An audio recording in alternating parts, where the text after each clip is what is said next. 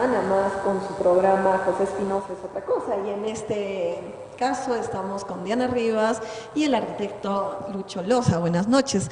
Solamente que por hoy y por mañana, porque nuestro querido amigo Pepito se encuentra un poquito delicado de salud y también de vacaciones. Arquitecto, buenas noches, ¿cómo está? Dianita, buenas noches, saludos a toda la audiencia de José Espinosa. Estamos acá para dialogar sobre temas importantes de desarrollo político, desarrollo económico, social, y bueno, vamos a empezar con unos invitados de arte.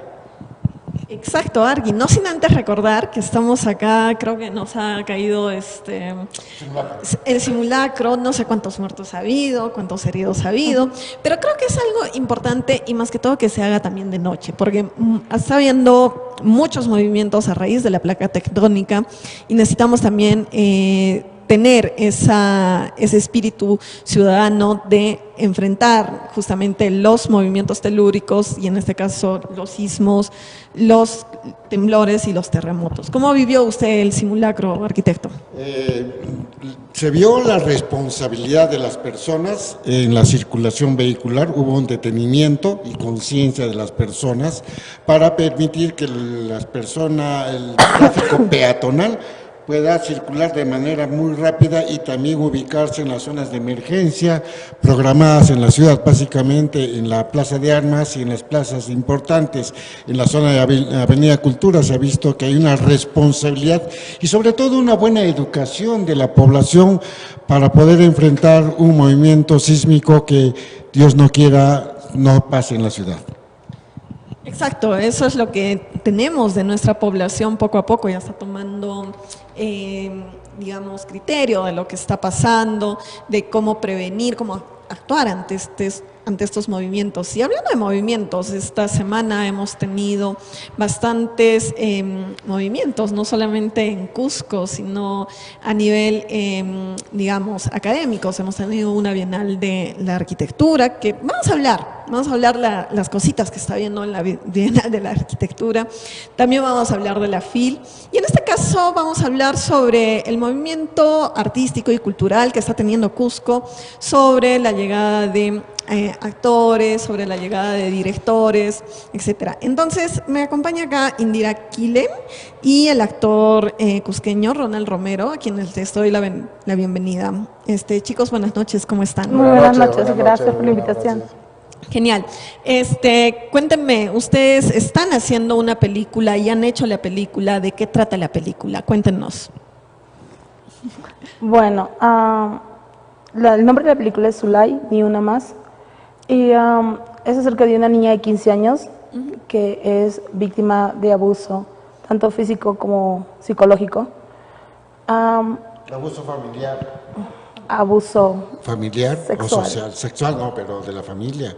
Dentro de la familia, familiar, dentro del entorno familiar. ¿O es una agresión del vecino? No, vecinal. Es dentro del entorno familiar. Ah, ok. Entonces, lo que queremos es dar a conocer los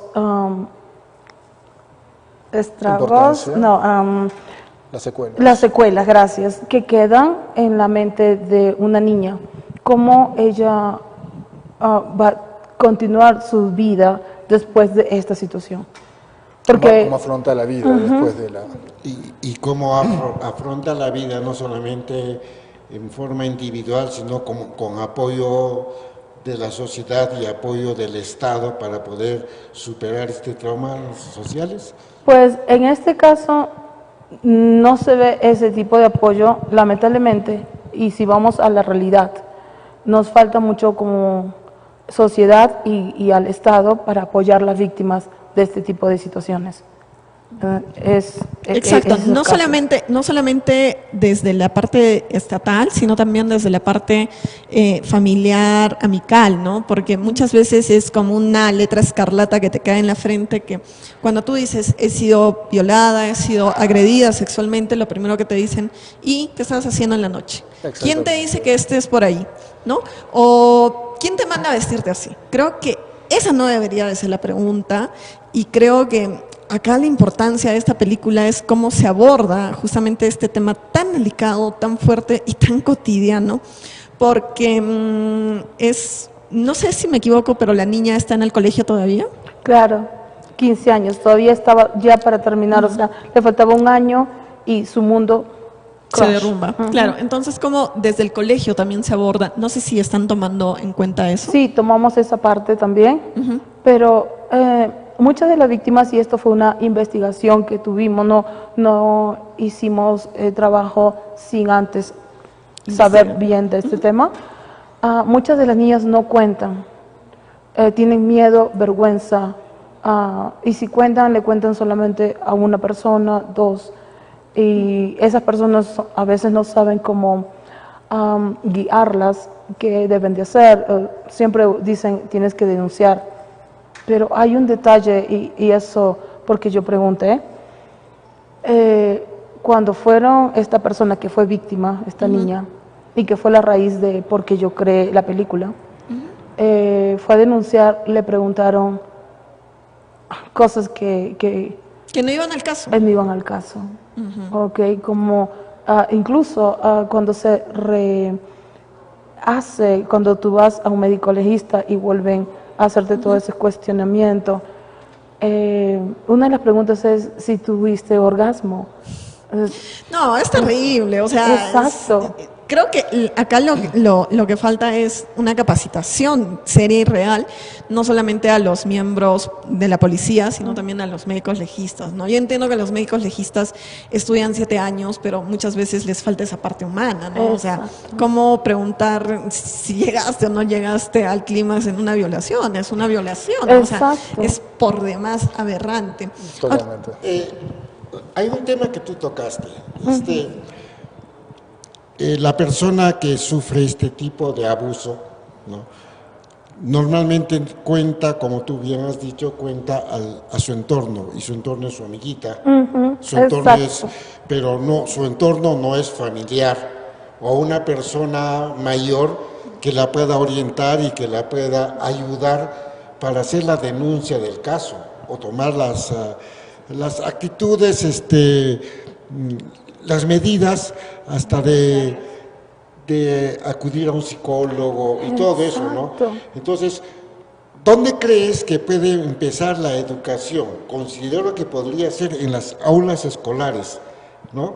Y Que seguidamente en casa. Claro, es que también hay un programa, ¿no, Dianita? Que los profesores están en la obligación, inclusive si los padres no hacen ese tipo de denuncias, un profesor puede hacer, o mejor dicho, debe de hacer, porque si no también es parte del problema. ¿Han visto ese tema ustedes?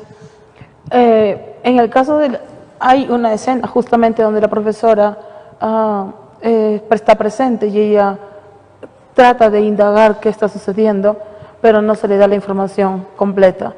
Entonces, pero ella ofrece su apoyo. En este caso, justamente en la película se ve eso. Pero también yo creo de que el profesor se da cuenta de cómo el alumno está actuando. A veces estos niños cambian radicalmente, pierden interés, se retraen. Hay un cambio notorio, ¿no? Sí. Cuando pasa En el estas cosas, un Exacto. comportamiento. Sí. Exacto. Hablando de eso, yo quería preguntar, porque entiendo que la película se trabaja con adolescentes, se trabaja justamente con una institución educativa, ¿no? ¿Qué tan fácil ha sido trabajar con los alumnos? ¿Cómo ha sido este proceso de trabajar con ellos dentro de esta película? La verdad que hemos tenido bastante apoyo de prácticamente de la ciudad. Yo estoy muy contenta de estar aquí en Cusco, me encanta. ¿Hace cuánto tiempo hace arte? Yo empecé Cine. hace 12 años en cine y empecé, pero no dentro de lo que se refiere al mundo del cine, sino empecé como escritora, pero empecé a escribir muy chiquita. Y yo tenía un sueño de ser doctora, eso era mi pasión, me encanta la medicina. Sin embargo, cuando yo era pequeña, mi madrina me regaló mis 2 primeros libros. Uno era El pájaro de fuego y el otro era La tacita azul, que hasta ahora me acuerdo y he buscado esos libros, no tienes idea. Y eso fue lo que me hizo a mí crecer en esa pasión, por tanto la lectura como la escritura. porque fueron libros que me marcaron, me encantaban y los leía y los volví a leer. Y después creé mi primer cuento que se llamaba En el fondo ella era buena. Y era de una niñita que era tremenda troublemaker, pero ese era yo. Y lo creé y bueno, que en el fondo era buena. Solamente hacía travesuras porque quería llamar la atención de sus padres. Genial. Por la Ron, falta de atención. Exacto. O sea, perdón, el reflejo de tu narrativa Ajá. es porque tu subconsciente o inconsciente faltaba la atención familiar. O muy consciente. Era de, O sí, muy yo consciente. quería que mis papás estén más pendientes de mí y por eso. Y en este tema de la película estarás viendo y analizando que existe ese problema ahora que muchos padres, por la coyuntura económica, la coyuntura social del país, hace de que muchos padres salgan a las 7 de la mañana de su casa y regresen a las 7 de la noche cansados aparentemente y no se dedican a los hijos. De repente es uno de los temas de la película. Sí, parte está, pero hasta en mi misma vida, ¿no? Sucede que yo tengo mis hijos y mi niña, ella es bien demandante, ella tiene 12, pero a veces dice, tú estás tan ocupada con tu trabajo, todo el tiempo con tu trabajo y yo estoy aquí, como que hello. exacto, que no se ven. Ronald, cuéntame, ¿cómo ha sido tu paso por esta película? Entiendo que tú ya has hecho otros cortos, has tenido otras experiencias. ¿Cómo está el mundo del cine acá, de la actuación en el Cusco? El mundo del cine en sí es un poquito pobre, está bastante bajo todavía, pero considero que se está dando cada vez un poquito más fuerza, ¿no? El engranaje está avanzando cada vez más y más, y sobre todo con iniciativas como las de Indira. Sí, he hecho unos cortometrajes muy interesantes, Entre Hábitos, uno de ellos, uno que también habla de un abuso, pero... De la pedofilia en la iglesia, me acuerdo. En la iglesia, exactamente, sí. Eso fue en el 2017, si no me equivoco. Y fue un tema bastante fuerte, que dio mucho que hablar en su momento. Dime, ¿la iglesia lo censuró? No, porque ¿O no censuramos llegaron? nosotros ciertas escenas, inclusive ciertos nombres. ¿En qué espacio salió? ¿Salió la película? No, fue un cortometraje. Fue un cortometraje que fue para un festival que se dio en el Cusco. Creo que lo organizó la Dirce Tour, si no me equivoco. Fueron varios cortos que se presentaron el 1 de diciembre del 2017. Una pregunta, tanto esfuerzo para demostrar ello y por censura cortas, ¿eso no es un poco cortarse también el principio de tu razón social? No, la censura más bien fue porque era el nombre del padre, el padre se llamaba Francisco. Entonces, como es un tema delicado y es un tema que era una organización, era un taller que estaba organizando la Dirce Tour, claro, por el Papa Francisco. Entonces, tratamos de ver varios puntos, sí, de bajarle un poco el tema, pero igual, estaba ahí a flor de piel, todo el abuso sobre la iglesia y sobre todo que era noticia fresca, ¿no? A nivel mundial. ¿Recuerdas que el Papa alemán hizo un destape sobre el tema? Por supuesto, ¿No? claro que sí, claro que sí. Sí. Ya, y una consulta, ¿cuál es tu experiencia, digamos, en esta película? ¿Cuál es tu personaje que tienes en la película? Es muy gracioso. Voy a contar un poquito de cómo es que llegué con Indira. En realidad vi un anuncio en el cual decía, se buscaban extras. Pues sí, dije, bueno, vamos a estar un poquito de extras como para no... Hacía teatro antes, por la pandemia se pararon muchos proyectos artísticos y como para recalentar nuevamente el tema dije, bueno, me presento como extra, no importa. Llego con Indira y me toma pues me hace una escena, ¿no? Un casting. Ella es, sí, un casting. Ella es muy abierta en cuanto a... No se rige mucho al guión ni al libreto. Me dice, tú actúa, esta es la escena, tú eres una persona que va a hacer tal y cual cosa y quiero verte. Me sorprendió porque yo no iba para eso, iba para un extra. Y bueno, así fue como pasé, me llamó la atención en un par de ocasiones. Ella se para y me dice, lo que tienes que hacer es esto. Hace el acto y le digo, bueno, ya le capté la idea, es lo bueno que tenemos entre Indira y yo, que le captó muy bien las ideas inmediatamente, sé lo que quiere, sé lo que busca, lo repliqué y me dice, bueno, Tú eres el Tú actor. eres el actor, tú eres el antagonista entonces. Yo soy el antagonista. Genial. Exactamente. ¿Y cómo, cuáles tus sensaciones al ser el antagonista, o sea, al reflejar el violador, ¿no? Porque prácticamente tú eres el violador de la película. Sí, en realidad creo que siempre me llaman para ese tipo de papeles. De preso. Fue mucho más difícil todavía porque se demuestra una realidad que lamentablemente nadie toca, ¿no? Son violaciones y son violaciones de un entorno familiar que es donde más suceden ese tipo de situaciones. Yo sé que todos tenemos una hija, una sobrina, una nieta, una hermana, ¿no? Que está propensa, está proclive a sufrir estos ataques. Exacto. ¿No? Entonces, para meterme dentro del papel, he tenido mucho tratar un poquito no de entender, pero sí de asimilar una mentalidad morbosa, ¿no? Que va, a medida que se desarrolla la película, se va volviendo cada vez más fuerte y más atrevida. Y sí, ha sido, creo, un papel muy difícil para mí, encarnar a esta persona, ¿no? En el fondo. Claro, encarnar, digamos, al violador, ¿no? Porque, Claro.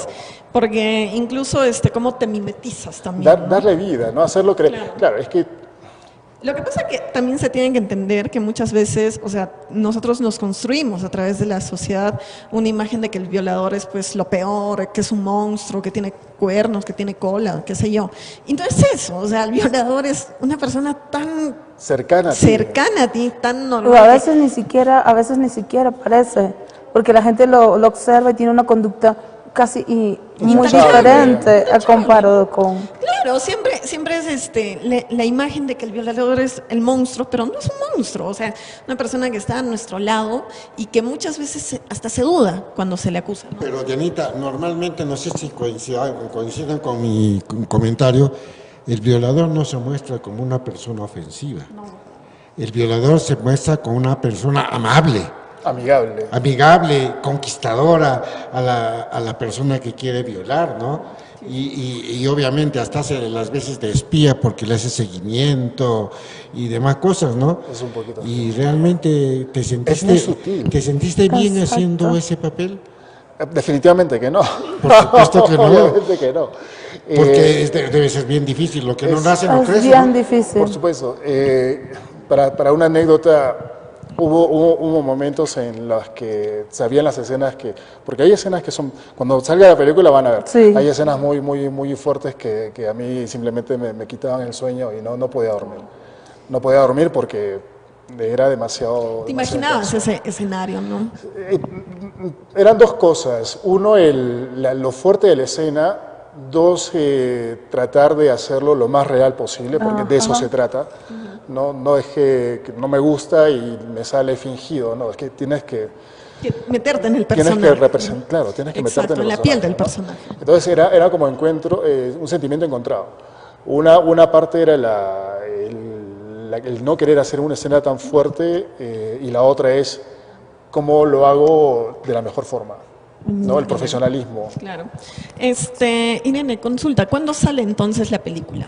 Eso. Pues esa es una buena pregunta. Se había hecho una idea de cuánto iba a poder salir, pero después me dijeron, ¿por qué no lo sacas cuando es el Día Internacional de la Mujer? Entonces, esperar tanto. Yo dije, bueno, porque ya viene Navidad y vienen otras cosas. Entonces, como que, bueno, me tocó esperar. Y el otro año ya se... Entonces, para marzo ya vamos a tener la película. Claro. Genial. ¿Esa se va a proyectar dónde? Aquí, en los festivales de cine internacional. Genial. Y también hay coqueteos con Netflix, así que vamos a ver qué pasa. Ojalá que tengamos en Netflix, ¿no? Porque lo interesante es que justamente necesitamos ese tipo de cine, ¿no? Ese tipo de producción, que se produzca acá, con actores, no que vengan los actores internacionales, no. a nosotros nos tomen como extras. No, y disculpa que te diga, yo la verdad que me he quedado sorprendida y no solamente, sino agradecida, porque hay mucho talento aquí, súper talentosos. Por ejemplo, hace poco hice un casting para la siguiente película que vamos a empezar a filmar el próximo año, que es acerca del bullying, Perfect Imperfections, es de terror, pero con ese tópico. Yo fui a este colegio, Abraham Lincoln, muchísimas gracias porque me recibieron muy bien. Brigner Brad, y su papá, increíble para tratarme, me ayudaron mucho. Bueno, el casting allí, la idea mía era ir a otros colegios, ¿no? Pero en ese solo colegio, los 15 niños muy buenos. Claro, muy y buenos. lo que se necesita es eso, ¿no? Semilleros no solamente de cine, se necesita semilleros de teatro. Es una lástima que, por ejemplo, hasta ahorita no tengamos la especialización de cine, por ejemplo, acá en Cusco, no teniendo todo esto. Y no sé si estén enseñando a nivel universitario actuación. No. Todavía no se está Están como enseñando. talleres Están como individuales. talleres. Claro, o sea, los talleres de hace 40 años, 30 años, 20 Exactamente años, igual. siguen los mismos semilleros. Una pregunta. El auspicio que haces, que tienes para la producción cinematográfica, ¿cómo estás manejando? Bueno. ¿Es privado, del Estado? No, yo no tuve tiempo, cuando yo vine, no conocía a nadie en realidad, entonces no tuve el tiempo de buscar auspiciadores. Todo el proyecto está saliendo de mi bolsillo, ¿no? Pero, ¿por qué? Porque considero que no es un dinero perdido, todo lo contrario, es algo muy bueno que yo siento trabajar aquí con ustedes, con las personas de acá de Cusco. Sí, tuve una mala experiencia con otra productora de Lima, que no era productora lamentablemente, pero eso es una hoja pasada, y cuando conocí a las personas de aquí, pues me sentí como que renací, en realidad, porque yo estaba tan mal emocionalmente, tan triste por lo que me había pasado, y cuando empecé a trabajar en esta película, en este proyecto, con una compañía de aquí de Cusco, que es Black Horse Studios, y nos unimos, fue pues levantar así todo, cada persona que entró al casting para este proyecto resultó siendo muy bueno. Mucho talento. Muy, muy la bueno. protagonista... Nos das una buena y aliciente noticia de que en Cusco hay talento, hay personas virtuosas. Y ustedes como artistas, un poco girando el diálogo, ¿cómo ven el desarrollo del arte en la ciudad del Cusco? Pues necesitan apoyo, porque yo creo de que se abren las puertas afuera y dicen que uno debe dar de comer primero su casa, después viene lo de afuera. Pero abrimos la puerta afuera, sí, vengan, usen nuestros ambientes, usen nuestros nuestros hermosos panoramas, y quede el talento aquí. Aquí Exacto. hay bastante eso talento. es el problema que tenemos en el Cusco, ¿no? Que hay talento, sobra talento, pero lo que falta es apoyo, ¿no? Entonces tenemos justamente esta constante macabra que viene, toma como escenarios no solamente los paisajes de Cusco, sino también a la gente de Cusco, ¿no? Entonces, y encima traen protagonistas de fuera, haciéndole pasar de cusqueños que hablan Cusco. Nosotros jamás hemos hablado así, ¿no? Habiendo tantas actrices espectaculares. Hermosas. Exacto, Y talentosas, habiendo tantos actores, pero siempre traen a los foráneos para que sean los protagonistas y pintarlos como cusqueños. Si tuvieras ¿no? mi estrella, pues, prácticamente, Chesira, Dios santo, esa niña entró en el personaje. ¿Cuántos años tiene? Ella tiene 23, 24, 24. pero representa muy bien a la de 15. Y es la manera como ella se sumergió dentro del personaje, increíble, la manera como ella llora, como expresa. No, es muy fácil trabajar con ella. Claro, por eso digo, o sea, lo que sobra es talento, lo que falta es apoyo, ¿no? Lo Y que muchas falta es veces, apoyo. claro, justamente el arte, podemos tener muchos talentos, pero lamentablemente los apoyos son muy pocos, a nivel no solamente municipal, sino también regional, incluso nacional, ¿no? O sea, los pocos auspicios que tiene el Ministerio de Cultura tienes que tener una tramitología, ¿no? O sea, No, sí. no es que vas, te presentas, sino hay que Sí. saber cómo es esta burocracia. Y eso es lo que falta, creo yo. Me gustaría ser partícipe de este avant premier. Ojalá que Claro se que sí. presente. Ya, bravo. Disculpa que te interrumpa. Hace un momento yo cuando te estaba contando de en casa, Sí, sí. cómo es que no hay tiempo y no por este trabajo. Pero me he hecho a veces de madrugada cuando ya uno está cansado y la niña quería conversar. Me quedaba toda la noche casi despierta hasta cuando ella ya quería dormir para escuchar. Sí, los padres trabajan difícil, tienen tanta presión del día, hay tantas cosas que uno no sabe que cargan ellos, ¿no? Pero yo creo que 10, 15 minutos de dar un abrazo, de De hablar con ellos, ¿no? exacto, de decirles qué te está abrazarlo, decir pasando. cuánto te amo, es más que darle... Claro, porque justamente las personas más vulnerables, las personas que no tienen el acceso a hablar con los padres, con los mayores, con los que deberían de ser, digamos, ese círculo de fuerza, son las personas más vulnerables a ser violentadas. Y no solamente sexualmente, sino también a caer en las redes de la trata. Ronald, sí. Para dime. dar, solamente al principio estaban hablando sobre por qué las niñas a veces no denuncian. Y también hay que considerar de que hay que apoyar, hay que darle la confianza. Los padres tienen que darle la confianza a los niños para que puedan hablar sobre estos temas de manera abierta.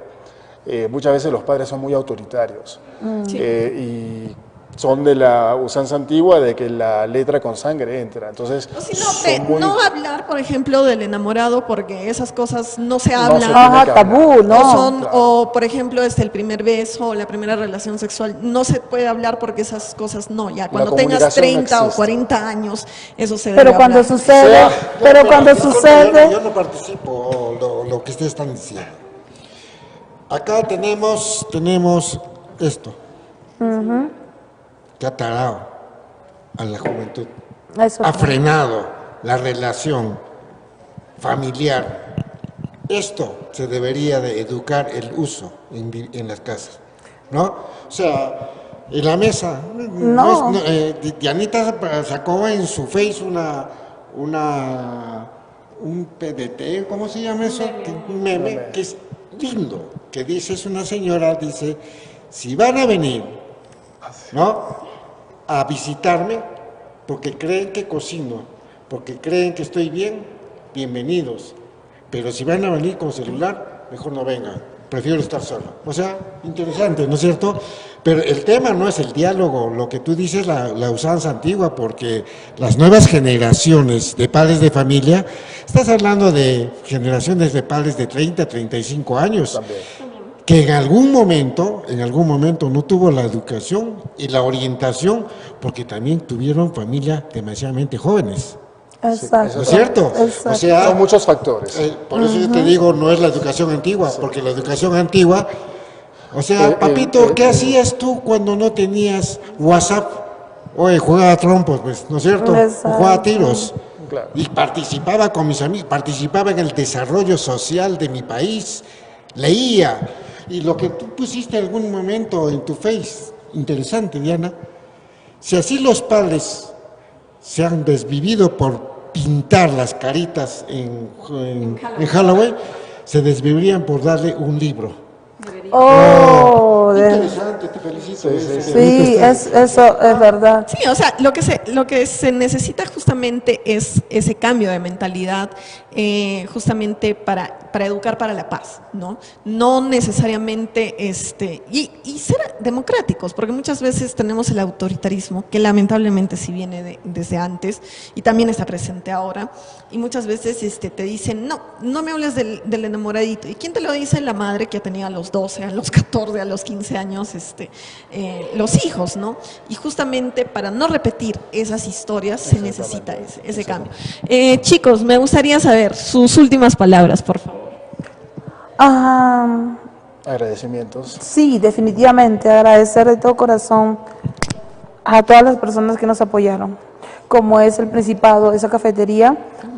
Mira, nosotros necesitábamos, fui a hablar con el señor, definitivamente, bienvenida.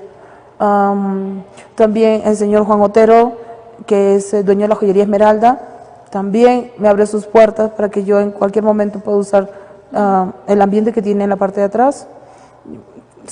La verdad que, por eso te digo, aquí nos han apoyado bastante. La comunidad Fortaleza en Sacsayhuamán, Vilma, su esposo Juan de Dios y el señor Cristian Guillén, que es el presidente, nos dio todo para que podamos filmar allí y salieron unas tomas pero preciosas. Entonces, hemos tenido bastante apoyo, ¿no? Agradecimientos entonces a todos ellos. Sí, y un saludo para Maguaré, gracias porque la pasé lindo con ustedes el sábado, y también a los Flyers. Es una banda muy buena, se les recomiendo, vayan a verlas. Genial, gracias, Irene. Ronald, tus últimas palabras, por favor. Yo agradecer a Indira por la confianza de este proyecto tan bonito, tan importante y tan fuerte. Espero haber estado a la altura. Sí. Y bueno, estamos con otros proyectos que ya más adelante te voy a contar, también cinematográficos. Genial. Y no se olviden, el 8 de marzo tenemos una cita para ver justamente esta película que se ha producido, está con actores cusqueños y que trata de un tema tan cotidiano y tan fuerte como es la violación en el entorno familiar, y también para darnos la lección de qué hacer y cómo ponernos en los zapatos de la víctima. Bueno, y con eso nos despedimos. Muchas gracias, chicos. A ustedes. Y una última para decirles que hay más proyectos que se vienen aquí, pero mi idea es crear un puente entre actores de Hollywood y talento cusqueño. Genial, bienvenidos a todos ellos. Muchas gracias, Gracias. Andy. Nos vamos a la primera pausa comercial. Pausa, por favor. Ya.